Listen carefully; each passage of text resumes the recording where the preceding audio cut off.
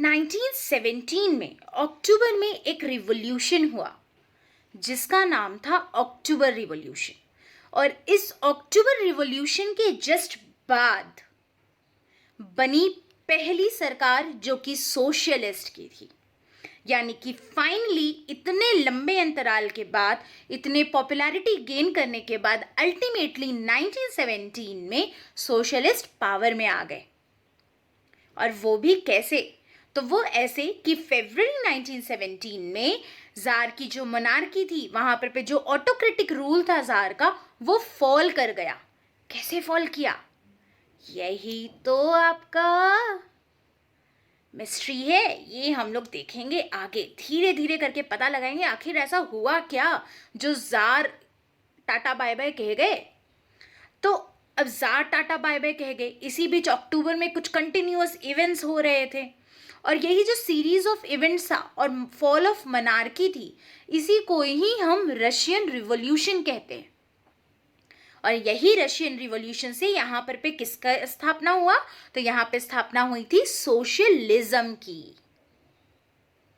तो समझ गए सोशलिज्म और रशियन रिवॉल्यूशन के बीच का रिलेशन, कैसे सोशलिस्ट आइडियाज स्प्रेड किया। एंड वो सोशलिस्ट आइडियाज जो है वो जब स्प्रेड किया तो धीरे धीरे यहाँ पर पे कुछ परेशानियां क्रिएट हुई, जैसे कि फरवरी मंथ में मोनार्की फॉल कर गया, अक्टूबर में कुछ इवेंट्स हुए और रशियन रिवॉल्यूशन हुआ। और रशियन रिवॉल्यूशन के बाद ही गवर्नमेंट बनी सोशलिज्म की, यानी कि रशिया कैसा कंट्री फिर बन गया? सोशलिस्ट कंट्री बन गया। चलो देखते हैं ये सारे इंसिडेंट्स आखिर हुए कैसे। तो शुरू करते हैं आपका रशियन रिवॉल्यूशन से।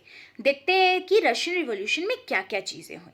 बट रशियन रिवॉल्यूशन कैसे हुआ, क्या क्या चीज़ें हुई, उसको जानने से पहले ये ज़रूरी है जानना कि वहाँ का अंपायर और सोसाइटी कैसा था। तो पहले तो जानते हैं कि वहाँ का राजा कौन था। वहाँ का राजा था जार निकोलस, जो कि एक ऑटोक्रेटिक रूलर था। ओके अब जो रशिया का पूरा अंपायर था उसमें आज का Moscow, Finland, Latvia, Lithuania, Estonia, Poland, Ukraine, Belarus, central Asian states, Georgia, Armenia, Azerbaijan, ये सारे एरियाज थे। और यहाँ के जो लोग हैं ना, उन लोगों का मेन रिलीजियन था ऑर्थोडॉक्स क्रिश्चियनिटी। मतलब यहाँ का मेजॉरिटी रिलीजन था रशियन ऑर्थोडॉक्स क्रिश्चियनिटी। बट ऐसा नहीं है कि सिर्फ यहाँ पे ऑर्थोडॉक्स क्रिश्चियंस रहते थे, इसके अलावा कैथोलिक्स, प्रोटेस्टेंट्स, मुस्लिम्स और बुद्धिस्ट भी यहाँ पे रहते थे। ओके तो देखो मैप, ये था आपका रशियन अंपायर। अब ज़रा देखते हैं यहाँ की इकोनॉमी और सोसाइटी कैसी थी। अगर हम यहाँ की इकोनॉमी और सोसाइटी के बारे में बात करें तो यहाँ का जो मेजॉरिटी ऑफ पॉपुलेशन था उनका मेन ऑक्यूपेशन था एग्रीकल्चर, यानी कि यहाँ का मेजॉरिटी जो है वो एग्रीकल्चरलिस्ट था। लगभग 85% ऑफ द टोटल पॉपुलेशन जो थी रशिया की, वो अपना पेट एग्रीकल्चर से भरती थी, यानी कि उनका जो मेन सोर्स ऑफ लाइवलीहुड था वो एग्रीकल्चर था। एंड जो कल्टीवेटर्स थे वो मार्केट के लिए भी प्रोडक्ट्स उगाते थे, क्रॉप्स ग्रो करते थे और साथ ही साथ सेल्फ कंजम्पशन के लिए भी। इनफैक्ट पता है उस टाइम पे भी Russia one of the major grain exporter हुआ करता था। साथ ही साथ ये तो एग्रीकल्चर की बात हुई। अब देखते हैं ज़रा इंडस्ट्रीज़ की। तो यहाँ पे पता है इंडस्ट्रियल रिवॉल्यूशन के आने से पहले तक गिने चुने इंडस्ट्रीज थे। इंडस्ट्रीज वर इन पॉकेट्स। जैसे कि अगर आप मेन इंडस्ट्रियल एरिया की बात करो तो पूरे रशिया में 2 ही मेन एरिया था, ये था सेंट पीटर्सबर्ग और मॉस्को। और इसके अलावा क्राफ्ट्समैन थे और यही क्राफ्ट्समैन जो है वो measure of the production carry out करते थे। फैक्ट्रीज जो होता था वो ये क्राफ्ट्समैन के प्रोडक्शन हाउसेस के आसपास ही हुआ करता था। बट येस, यहाँ पे भी एक बड़ा बदलाव आने वाला था।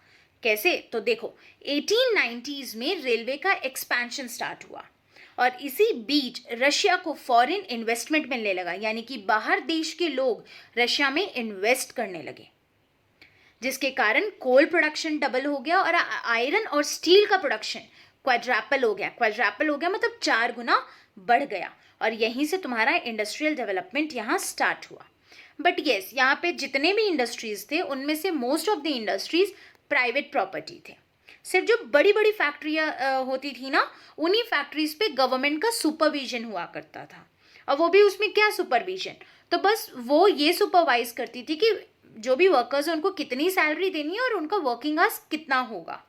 इससे थोड़ा सा वर्कर्स को एक्सप्लॉयटेशन से रोका जा सकता था। बट कहते हैं ना, रूल्स है भाई, बन गया बन गया, फॉलो कौन करता है। तो यहाँ पे भी वही था, बड़े फैक्ट्रियों को भले गवर्नमेंट सुपरवाइज करते थे, उनके लिए लिमिट लगा दिया था वेजेस और वर्किंग आवर्स का, बट फॉलो कौन करता है। ये रूल्स अक्सर ब्रोक हुआ करते थे, इन रूल्स को अक्सर तोड़ दिया जाता था। जैसे एग्जाम्पल देखो, कहाँ 8 घंटा का गवर्नमेंट लिमिट लगाया हुआ था, पर क्राफ्ट वर्कशॉप्स में देखो 15 घंटे तक लोग काम करते थे 24 घंटे में। वहीं फैक्ट्रीज में 10 से 12 घंटे लोगों को काम करना पड़ता था। यानी कि ये रूल सिर्फ नाम के थे। अब यहाँ का लेबर डिवीजन कैसा था, तो अगर हम लेबर डिवीजन देखें तो यहाँ के वर्कर्स जो है ना वो अलग अलग ग्रुप्स में डिवाइडेड थे।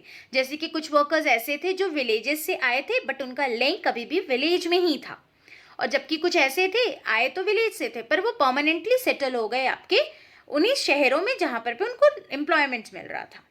तो ये एक डिवीजन हो गया। वहीं दूसरा था, स्किल के बेसिस पे भी वर्कर्स डिवाइडेड थे। जैसे मेटल वर्कर्स ये अलग ग्रुप होते थे, बाकी वर्कर्स अलग ग्रुप होते थे। और इनफैक्ट पता है मेटल वर्किंग में ना स्किल बहुत ज़्यादा लगता है, तो मेटल वर्कर्स जो है वो वर्किंग क्लास में अरिस्टोक्रेट्स माने जाते थे। तो ये एक तरह का डिवीजन हो गया स्किल के बेसिस पे। इसके अलावा जो कपड़े वो पहनते थे, जो उनका मैनरिज्म था, उनके बेसिस पे भी वर्कर्स डिवाइडेड थे। और ये वर्कर्स पता है भले डिवाइडेड होंगे जैसे होंगे, इनका सोशल ग्रुप्स हुआ करता था, बट येस जब ज़रूरत पड़ती थी तो देवर अ यूनाइटेड सिंगल ग्रुप। जब ज़रूरत हुई वो एक यूनाइटेड सिंगल ग्रुप बन जाते थे। और इनफैक्ट इनमें से तो कुछ एसोसिएशंस भी बनाए हुए थे, जानते हो। जैसे कि ये वर्कर्स जो हैं अपना अलग अलग एसोसिएशन बना लिए थे और एक दूसरे के को मदद करते थे। इनके जो मेंबर्स होते थे उन लोगों को मदद करते थे जब उनके पास कोई नौकरी नहीं होती थी या जब उनके पास पैसे की कोई दिक्कत होती थी। दोनों केस में ये एसोसिएशंस जो है वो अपने मेंबर वर्कर्स को हेल्प आउट करता था। भले डिविजन्स था, मैंने बताया ऑलरेडी पीछे ही कि डिविजन्स था, बट जब स्ट्राइक की बात आती थी, एम्प्लॉयर्स के अगेंस्ट आवाज़ उठाने की बात आती थी, तो सारे वर्कर्स एकजुट हो जाते थे। एंड आप लोग जानते हो कि ये स्ट्राइक्स जो है ना बहुत कॉमन हो गया था। पर्टिकुलरली 1896 और 97 के बीच में टेक्सटाइल इंडस्ट्री में तो आए दिन स्ट्राइक्स होते रहते थे। और फिर 1902 में मेटल इंडस्ट्रीज में ये स्ट्राइक्स बहुत कॉमन होने लग गए। अब देखते हैं यहाँ के पेजेंट्स जो कि बिल्कुल डिफरेंट थे। आप जो नॉर्मल पेजेंट्स देखते हो, जैसा फ्रांस में पेजेंट्री रहा या जैसा इंडिया में रहा है, ऐसा पेजेंट क्लास यहाँ बिल्कुल भी नहीं था। यहाँ के जो पेजेंट थे इनके पास खुद की ज़मीन नहीं होती थी। ये क्या करते थे, ये काम करते थे नोबल्स की ज़मीनों पे। एंड एक होता ना मालिक है तो साहब हैं, इज्जत दे रहे हैं। जैसे फ्रांस में क्या होता था, नोबल्स की बहुत इज्जत करते थे, बट यहाँ के किसान जो होते थे, यहाँ का जो पेजेंट क्लास था, नोबल को रत्ती भर भी रिस्पेक्ट नहीं करता था। शायद ही कोई एक्सेप्शनल केसेस होंगे जहाँ पे ये लोग रिस्पेक्ट किए होंगे। और ये लोग भी पता है अलग अलग ग्रुप में डिवाइडेड थे, बट येस इन लोग में पता है बाय बर्थ सोशलिज्म था। कैसे? वो ऐसे ना कि ये सारे लोग ना मिल करके प्रोडक्शन करते थे। मतलब कि ये लोग अपना अपना प्रोडक्शन करते और जो भी कमाए हैं वो एक साथ लाते हैं, उसके बाद प्रॉफिट को अपना डिवाइड करते। इसे कहते हैं कम्यून, या अगर वहाँ के लैंग्वेज में कहो तो मिल। यानी कि बाय बर्थ ये सोशलिस्ट थे, क्योंकि जो भी प्रॉफिट अर्न कर रहे हैं वो आपस में एक दूसरे के साथ डिवाइड करते थे। ठीक है, 1.1 मार्क्स के लिए ये क्वेश्चन इंपॉर्टेंट है कि मिर क्या था या कम्यून क्या था। ओके हाँ, इसके बाद बात करते हैं नोबल्स की। इन लोगों का डिमांड आया कि नोबल्स की जो ज़मीन है वो इन्हें दे दी जाए। एंड रेंट तो पूछो नहीं, जब इन लोगों से रेंट मांगने के लिए अगर कोई जाता था ना तो उस रेंट को पहले तो डांट के भगाते थे, दूसरी बार में तो पता है डंडे लाठियों से दौड़ाते थे। और जब भी फिर लैंडलॉर्ड मांग लिया रेंट तो फिर उसका तो मर्डर होना पक्का है। एंड 1905 में इस तरह के मर्डर्स बहुत ज़्यादा कॉमन हो चुके थे रशिया में। सो ऐसा था यहाँ का पेजेंट क्लास। अब ज़रा देखते हैं कि यहाँ पे सोशलिज्म कैसे आया, तो let us have a look. पहला, ऑल पॉलिटिकल पार्टीज, रशिया में जितने भी पॉलिटिकल पार्टीज थे वो 1914 से पहले तक इलीगल थे। बट कहते हैं ना इलीगल काम करने में ज़्यादा मज़ा आता है। तो यहाँ पे भी भले ही इलीगल था, लेकिन अंडरग्राउंड में सोशलिज्म अपना डेवलप हो रहा था, अपना ग्रो हो रहा था। जैसे कि 1898 में ही रशिया का डेमोक्रेटिक पार्टी बन चुका था। इस पार्टी का नाम था Russian social democratic workers party. इन लोगों ने अपना पार्टी भी बना लिया, साथ में अपना न्यूज़पेपर्स भी रिलीज करने लगे, वर्कर्स को मोबिलाइज करने लगे और मिलकर के वर्कर्स के साथ स्ट्राइक्स भी करने लगे। वहीं पेजेंट, मैंने आपको पीछे ही बताया कि वो बाय बर्थ कहीं ना कहीं सोशलिस्ट थे, क्योंकि वो अपने सारे प्रॉफिट को एक जगह इकट्ठा करते थे और उसके बाद आपस में एक दूसरे के साथ शेयर करते थे।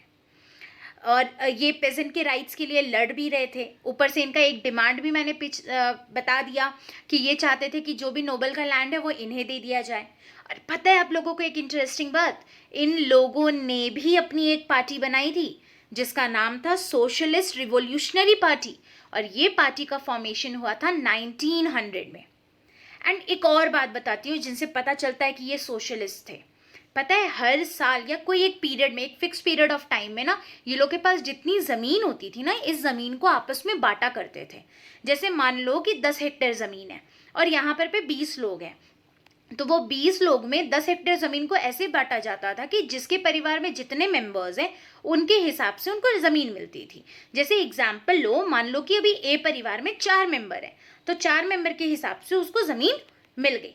बट अब जब नेक्स्ट टाइम आया ज़मीन बंटवारे का, उस समय क्या हुआ, उसके घर में बस 2 मेंबर बचे, तो उसकी आधी ज़मीन लेकर के उसको दे दी जाती थी जिनके घर पे नंबर ऑफ मेंबर्स बढ़ गए। यानी ये लोग पीरियोडिकली लैंड को डिवाइड किया करते थे। So this made them natural socialist. And तब लोगों के दिमाग में आया, जो सोशलिस्ट ग्रुप था, इनके दिमाग में आया कि रिवॉल्यूशन का मेन फोर्स हम लोग पेजेंट को मान सकते हैं। क्यों पेजेंट क्लास को मान सकते हैं? वो इसलिए क्योंकि ये बॉर्न सोशलिस्ट्स हैं, ये बाय बर्थ सोशलिज्म फॉलो करते आ रहे हैं। तो हमें मेन फोर्स अगर रिवॉल्यूशन का किसी को रखना है तो उसे हमें पेजेंट्स को रखना चाहिए, न कि वर्कर क्लास को, क्योंकि वर्कर क्लास में उतना सोशलिज्म नहीं है जितना आपको पेजेंट क्लास में मिलेगा।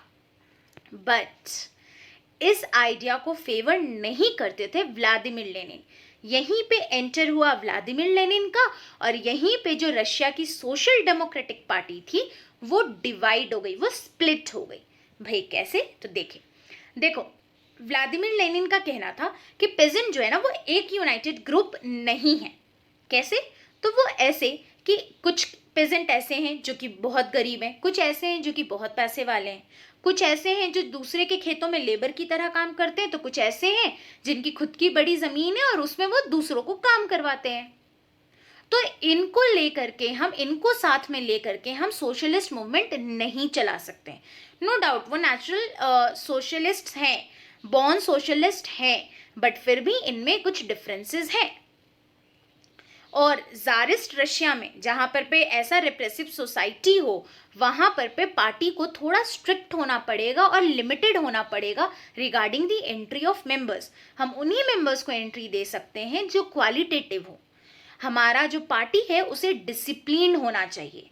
तो ये कह रहे थे व्लादिमीर लेनिन, बट इनकी बात को सपोर्ट नहीं कर रहे थे मातव। तो इस तरीके से बाद में जो सोशल डेमोक्रेटिक पार्टी है वो 2 ग्रुप में बट गया। एक वो ग्रुप जो लेनिन के आइडिया को सपोर्ट कर रहे थे, और दूसरा वो ग्रुप जो लेनिन की बातों से सहमत नहीं थे। तो जरा डिफरेंस देख लेते हैं बोल्शेविक्स और मेंशेविक्स का। 3 मार्क्स के लिए एग्जाम पॉइंट ऑफ व्यू से इंपॉर्टेंट है। बोल्शेविक ये मेजॉरिटी ग्रुप था, यानी कि इनमें ज्यादा मेंबर्स थे, जबकि मेंशेविक माइनॉरिटी ग्रुप था।